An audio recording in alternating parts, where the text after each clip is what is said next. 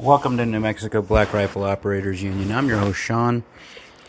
Man, it's kind of sucking on Rumble lately. My friends that are on there, or my viewers that are on there, it's taking longer for my videos to get approved and monetized than it used to. So I'm not making as much content up there. But it's really interesting to see where we're going in the 2A. You see people breaking out in protests in like Tennessee, and they're raiding into, they basically did what happened in January 6th in Tennessee, and you're not seeing a call towards having these people arrested or thrown in jail because they're leftist. The best they've done is remove two senators, Tennessee senators or reps or whatever they are, for participating in this. And at the same time, you see this weird cultural bubble bursting about Bud Light. The stuff, if you don't know what's going on, Dylan Mulvaney kind of, he's come out as a trans advocate or a trans activist, but I don't think he's really trans. And I say that because he does stuff that is kind of a caricature of a woman, not like any of the actual trans people I've met before who actually did have an issue that they were trying to address, mental issue, and they willingly admit that. It seems like this guy's trying to make fun of him. Anyway, long story short, Bud Light put him on there as a brand advocate during the March Madness stuff. And there's been blowback from this because a lot of people are boycotting Bud Light or Budweiser and Anheuser-Busch or InBev in general. Now, I've said this before. If you're going to drink beer, drink local, drink good beer.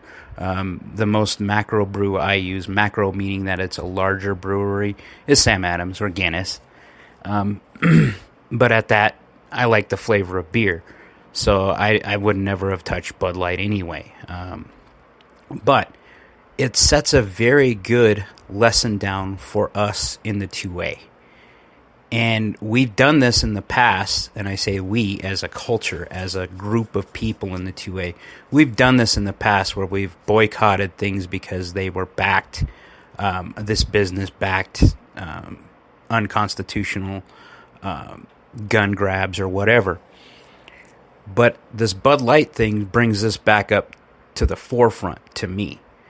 Because if you boycott not just the brands of companies in our own community, so that's not talking about, we should always get rid of those guys like Springfield that backed gun registration or gun laws because they're turncoats.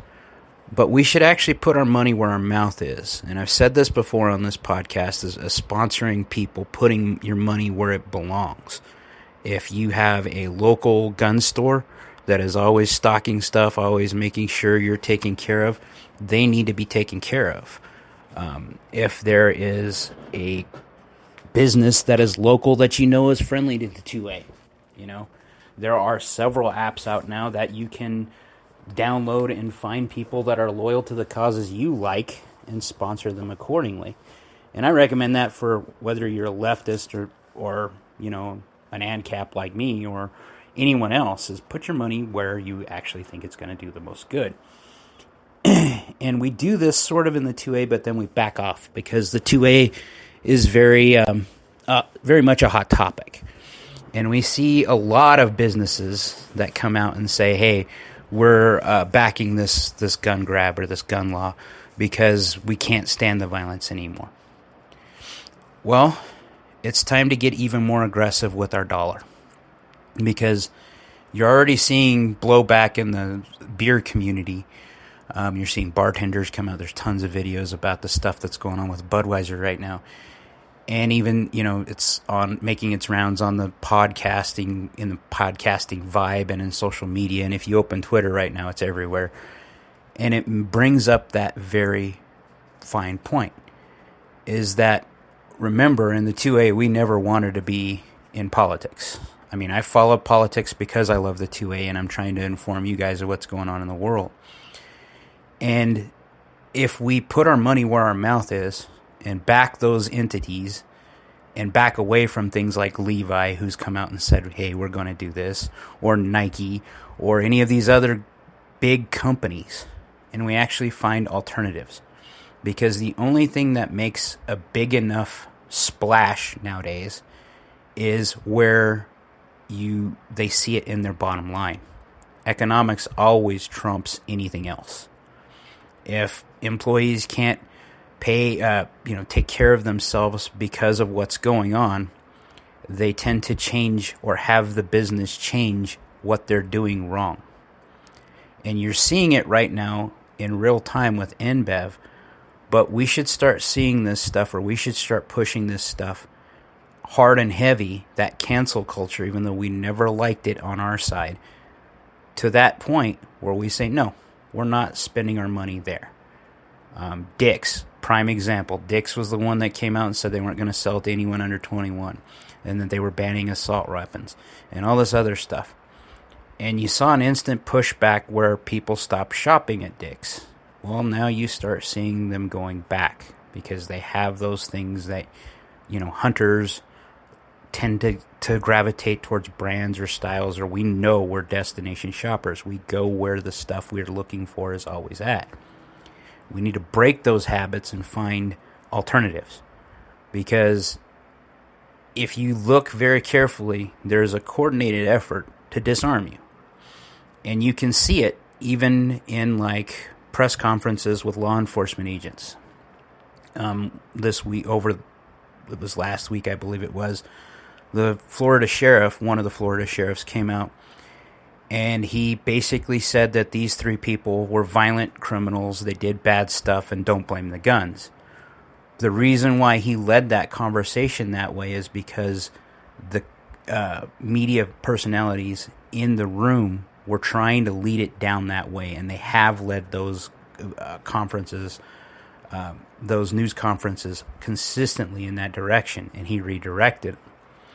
If you look at what's going on in New York is one of those places that is a hotbed for crime right now, but has some of the strictest gun laws. You don't have to look very hard to look in California to see some of the same stuff that you don't want happening in your neighborhood happening. There's a very, very popular video going around right now where there's a homeless woman who is stoned, cracked out, something, and she's giving birth live on the street, and someone's helping with the baby. And you have to think about this scenario. What we're trying to prevent, and we've always trying to prevent, is our cities and our states becoming, well, let's be honest, shitholes. And you're seeing even leftists now coming out and saying that San Francisco has become a shithole now. Why is that? It's because they're trying to demoralize you and make you feel like your freedom is an evil thing. And it's not. Having a gun doesn't make you an evil person. Having a gun and training yourself in case, you have to use it doesn't make you an evil or a bad person. It just makes you someone who's aware of the realities of the world. And to mention again, we're on day 4, I think it is now, that we haven't got the camera footage, the police camera footage from the shooting in Farmington, New Mexico. Again, this homeowner, there's little more details that came out. It came out that this gentleman Mr. Dotson came out of his house. He opened the screen door, and that's what triggered the shooting, I guess, is because he came out and they saw his gun. They backed away and shot at him. Now, my problem still goes to they went to the wrong address. I'll bring this up consistently because we cannot let this story die until they figure out what's going on and we see heads roll, because these people probably shouldn't be law enforcement agents. That's what that tells me. You can't have that type of person who's that trigger happy. Yes, I understand they're stressful. Yes, I understand there's a lot of second guessing and everything else. Fact is, you went to the wrong address. Fact is, you shot someone and killed someone who was totally innocent because he was protecting what he thought was protecting his own home. because you came to his home at 11:30 at night on a Wednesday in a very rural town that is pretty much rolls up the streets at 10 o'clock or 9 o'clock, especially on a Wednesday. So we have to think about those things and where we put our support. Because as we start looking down the road and we see what's coming down the pipe, most of us in the 2A community are kind of history buffs. We've done that because we've liked the original stuff from like World War II, the M1s, the K98s, the SVD or SVT, those type of things. We all have those little loves of ancient technology to a point, but we all know that's our origins of where the 2A comes from. There are just as many fans of like Winchester Model 94s and Colt Single Action Army as there are people that are now trying to get into, the Vietnam era guns. And I think it's great to see the younger generation that are looking at that, but we need to instill in them why these things exist. It isn't because we're trying to push our mindset, that you're going to have to perpetrate some violent act on something. There's always a history lesson that my dad connected with every firearm. I mean, you look at the M16, you look at all the growing pains it had, and growing new teeth to make it a better weapon system.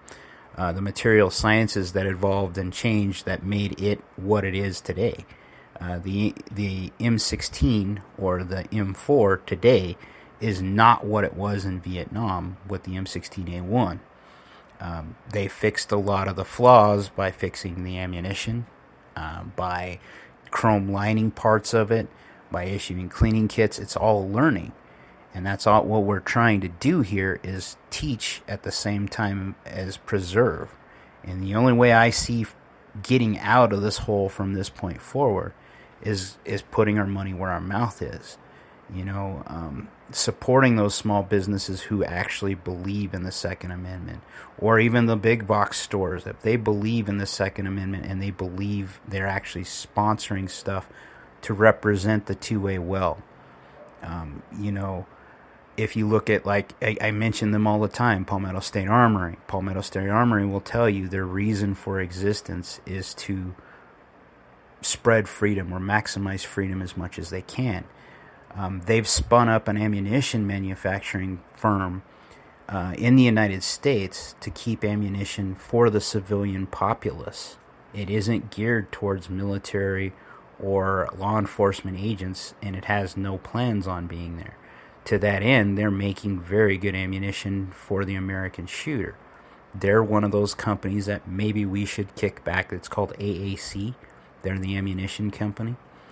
And maybe they're one of those ones we should probably help by buying their product. Because buying their product means that they're going to be around. And we want more of those companies that are going to be around.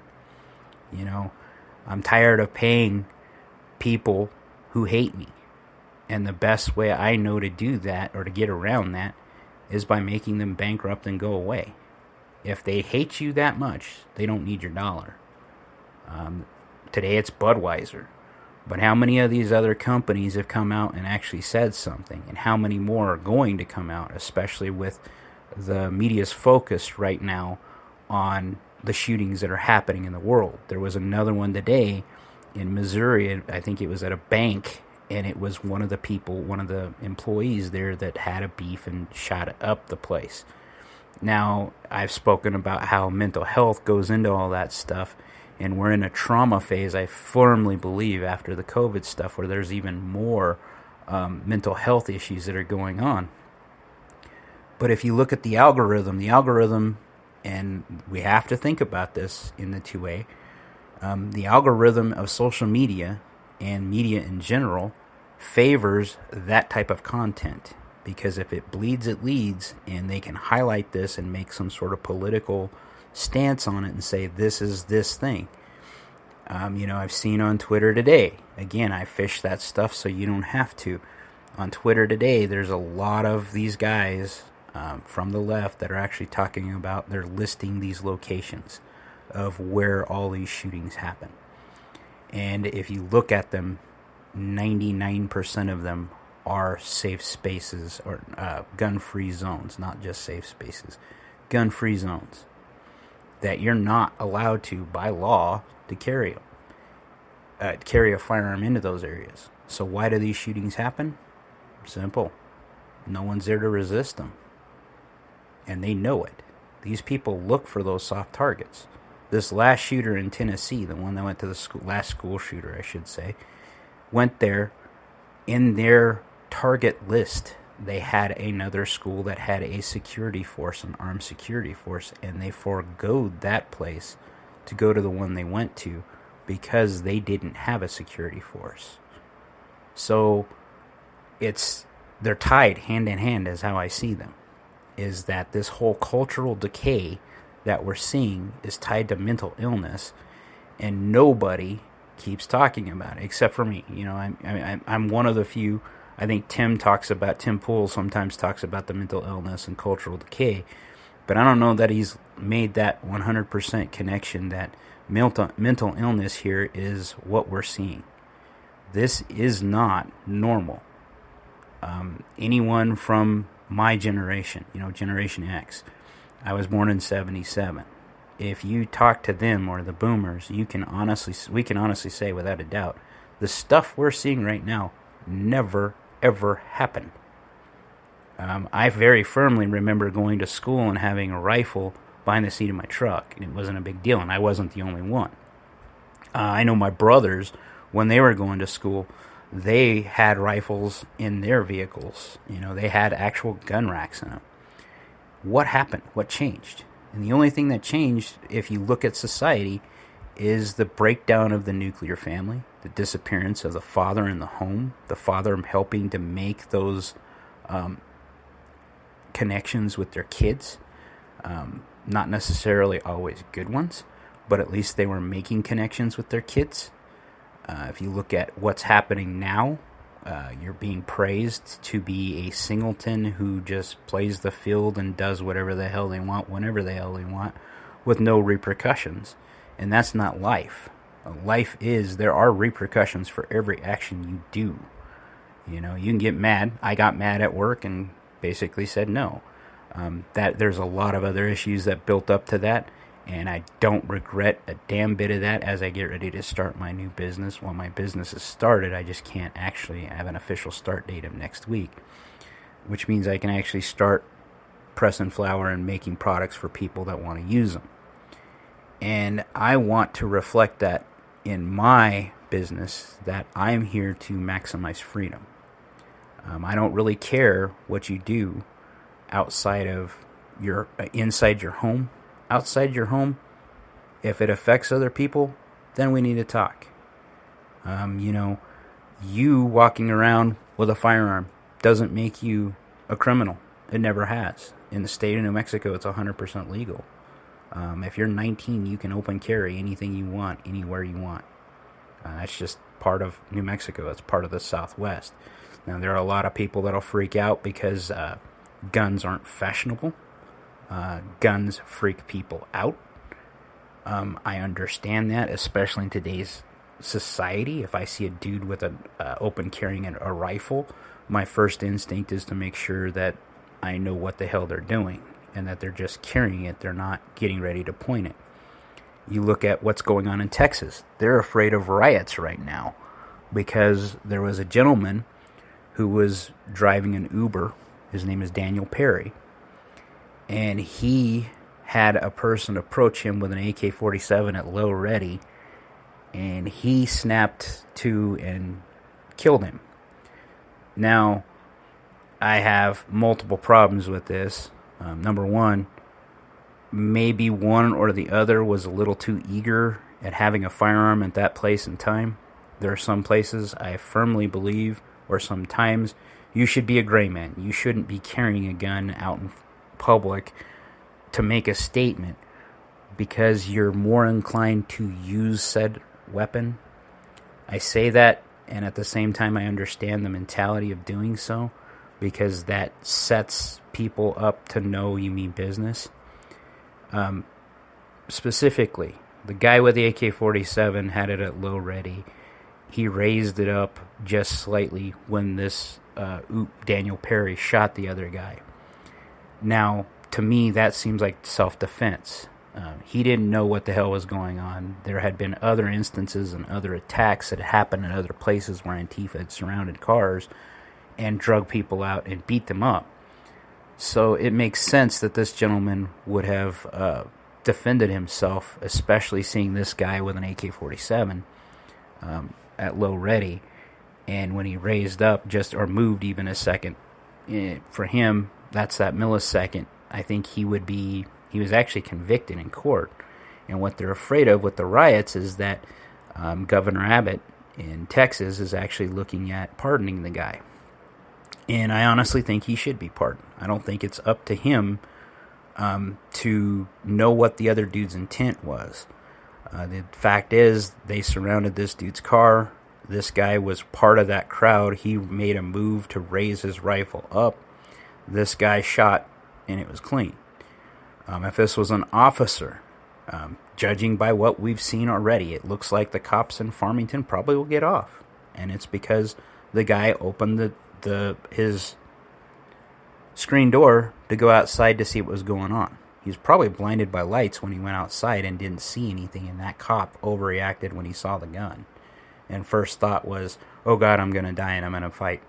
Rather than say, hey, put the gun down. Giving him a second or a command or two before he decided to shoot. Now, I know in second situations like that, seconds count. But this seems very much like this was a bad shoot. And it was. You can't go to the wrong house and kill a homeowner, period. There's no way anything that Farmington does, Farmington PD specifically, I'm saying, is going to rectify that situation because they screwed up in their decision-making process when they didn't verify the address. So maybe we need to back the people we need like that, believe like we do, because that's where our society is gone. Unless we put our money where our mouth is and make people start paying attention because the economy forces them to, we're not going to get any change. Like, share, subscribe, be great.